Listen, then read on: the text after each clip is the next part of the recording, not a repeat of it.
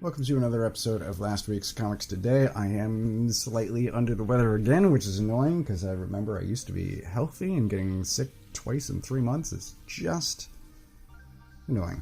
So, I have a short stack of comics here. I've got some extra stuff off on the side that I think I'll talk about at the end. We're going to start this week with Barbaric. This is the new series, Born in Blood. It is supposed to be 3 issues. I think most of them are, and only the In Hell was 4 issues, if I'm remembering correctly. Possibly the spinoff as well, but whatever. This is going to be a miniseries. I do have a slight ding on the cover there, which is minorly annoying, but whatever. And this is weird because I actually got a PDF of this. There was a weird Zoop, maybe? There was some crowdfunding campaign-ish thing where I overpaid for a t-shirt. Whatever, it's fine. But as a result of that, I got this PDF like a month ago, 6 weeks. I got this a while ago, and I started reading it, and I'm like, I don't actually like reading comics digitally.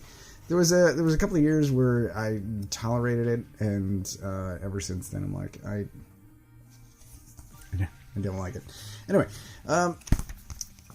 of note, it's Morrissey and Gooden, the two best, I'm going to say, Barbaric creators.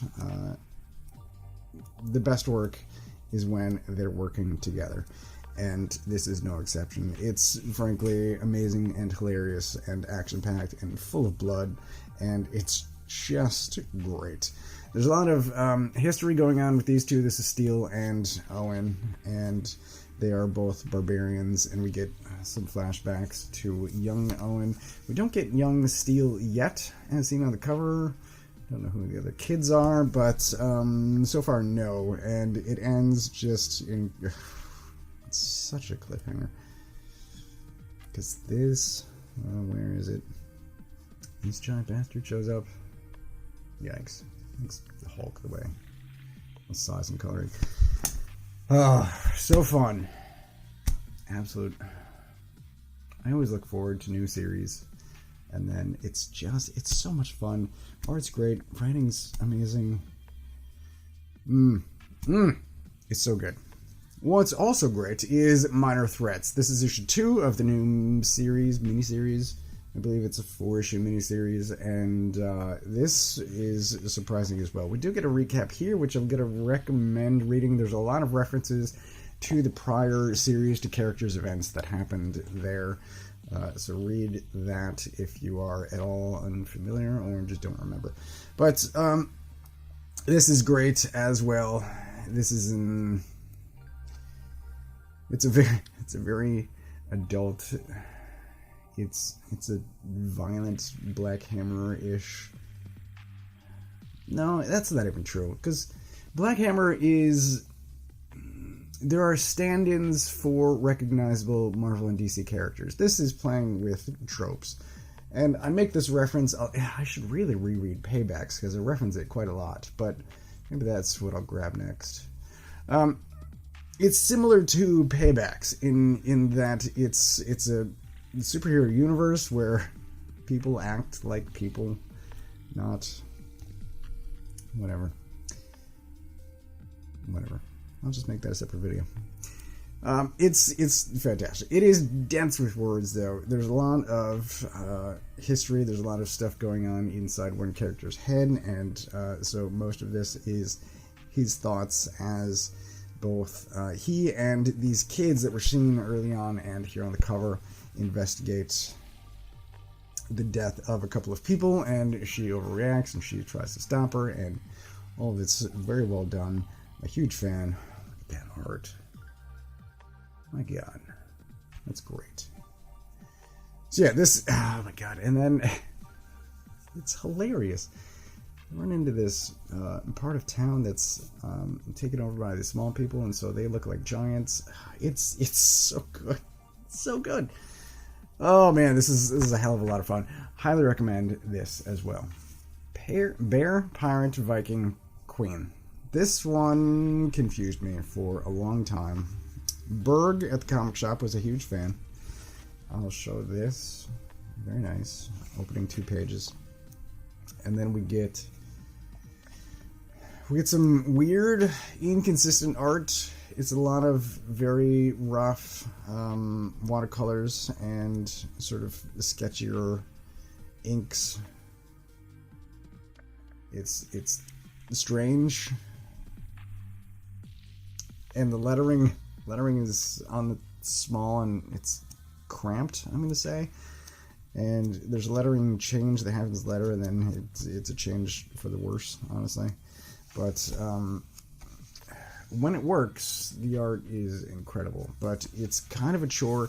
It is oversized page count, so it was a chore to read this. And I'm like, I don't know why Berg was such a fan. And then at the very end, I got it, because 95% of this is here's the other guy's lettering. Where does he talk more? Here we go. S's look like G's unless you're like really paying attention. So like, I don't know. It's thankfully that happens. The bear, the pirate is narrating most of this. The bear is his companion, and it's strange.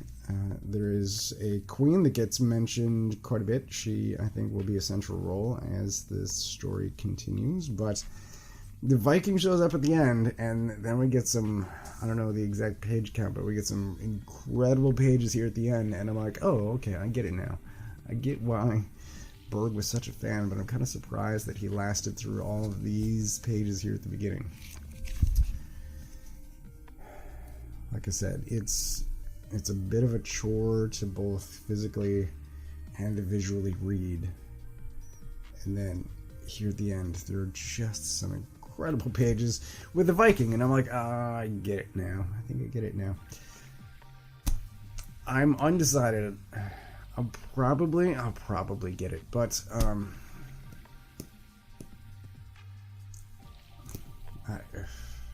it's a chore. That's all I can say.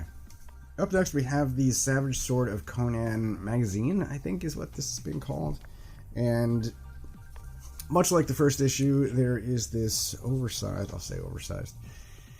story here in the beginning. It's roughly 50 pages. We get some nice pinups. There is a Solomon Kane story here at the back, which feels like less pages than the first one. But the main story here is drawn by Richard Pace, and I remember a different Richard Pace than I think who shows up here.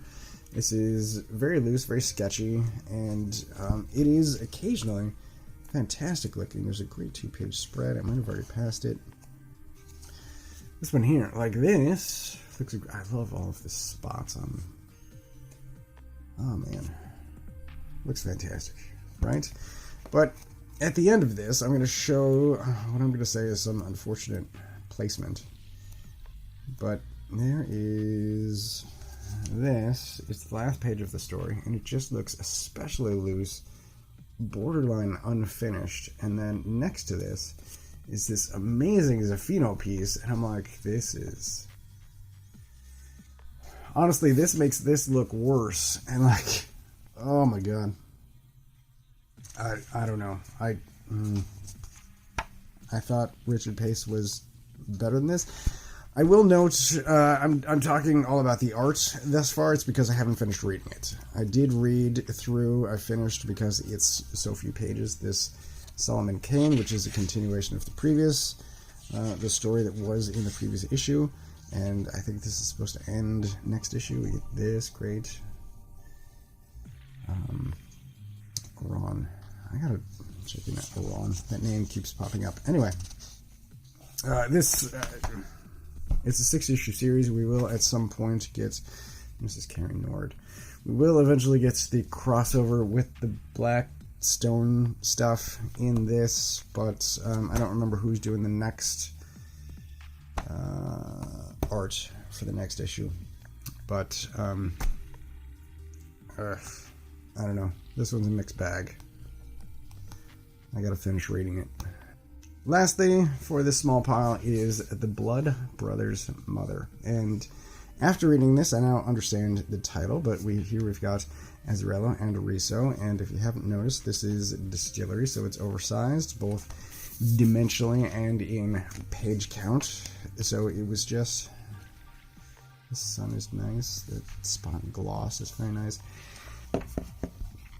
I watched a video from Azzarello talking about Riso, them meeting at a convention relatively recently, and Riso was talking about the story that he'd started working on, and Azzarello's expectation was that it was going to be, again, like heavy blacks like he had previously done, and instead he pulls out these painted pieces, and he's like, oh. He was blown away, and they'd been working together for 20 years, I think he said. So I am equally blown away, but it is very much the Riso that I've been enjoying for a couple of decades. It's just not, heavy spot blacks anymore, and it still looks incredible. The guy's an absolute master, but this is, if you look at this panel, it's unmistakably Riso. The writing, I'm going to say, is unmistakably Azzarello. I think Azzarello works best when he's writing bad people doing terrible things, and that is absolutely what's happening here. And there's narration about where this is heading, because it's written from the perspective of all of this being flashback, precursor to what is to come, and I'm looking forward to all of that. I think at some point there's going to be a time jump, but this is very well done by two absolute masters of the craft. It is, like most of DSTLRY's stuff, a 3-issue series. I wish it were longer. I will sign up for whatever these two work on next, but this, highly recommended. So this is all of the main stuff that I picked up on Wednesday. However, today is also Free Comic Book Day, so there are some additional books that I have. I'm going to start with Energon Universe, just very quickly, because this did show up in last week's video for those paying attention. Inside there are 3 stories. There's one for Transformers, Void Rivals, and G.I. Joe. Transformers is drawn by Otley. It looks stunning in Void Rivals. So 2 out of 3 of these are good, and then there's Void Rivals where somebody shows up. Spoilers for 30 seconds from there. But there's this just... Otley's a f***ing master. He draws... Let me show you this panel. This is great. I love that. And then this is happening. Just like... no eye, one-eyed Megatron on a rampage. I skipped over some of the stuff there in the middle. But Void Rivals, this guy shows up. And then I'm just going to skip past that to Jason Howard art on G.I. Joe. And I'm a fan of Jason Howard. This panel kind of breaks my brain. It's like Punisher dressing up as Captain America. It's very strange. I'm digging it, though. And I showed off of this panel in last week's video. Whatever. This is great. Grab this if you can. This is very strange. It is effective in setting up, getting audiences up to speed about who people are and what they're doing and why and all that stuff, as Clock King explains it to, I don't remember who that is, Haywire. But Haywire is being introduced. So Clock King is the one explaining everything. And here is Waller down the hallway. These two are walking around the complex. So she's there down the hallway until they run into her again in here talking to somebody else. And then they continue walking until they meet her again there. So suddenly she's outside. Like, is she also constantly on the move? I don't understand how she's basically in 3 it's whatever. Anyway, this also sets up the... Where did it go?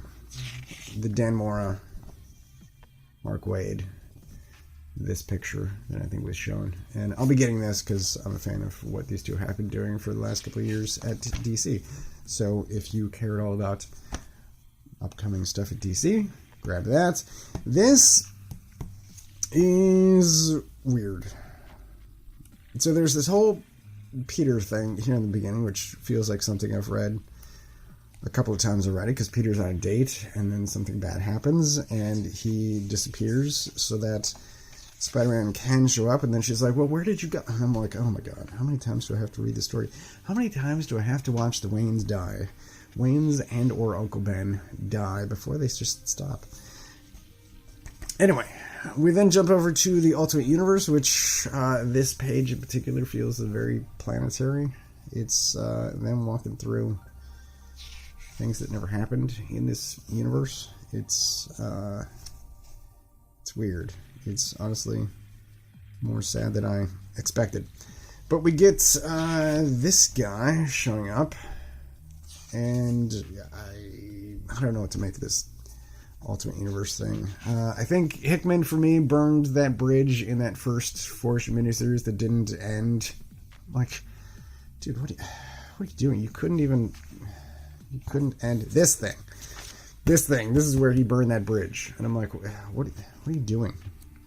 Anyway, lastly, we get this Venom setup, and I liked Venom in the 90s as the lethal protector once he was sort of over post Carnage, being an antagonist for Spider-Man, but then I've largely ignored him ever since. There was the brief time where he was a Guardian of the Galaxy, and for a second I thought, that's weird, that's Bendis doing something Bendisy. And then I'm like, no, well, I mean, if it's Flash and Venom came from space, so yeah, I mean, sure, that can make sense. But then all this null shit, I think, was a step too far. And like Dylan, and then there's this weird like Doom Patrol Candlemaker thing going on, and then like, how many times is your future self going to come back in comics to like save you?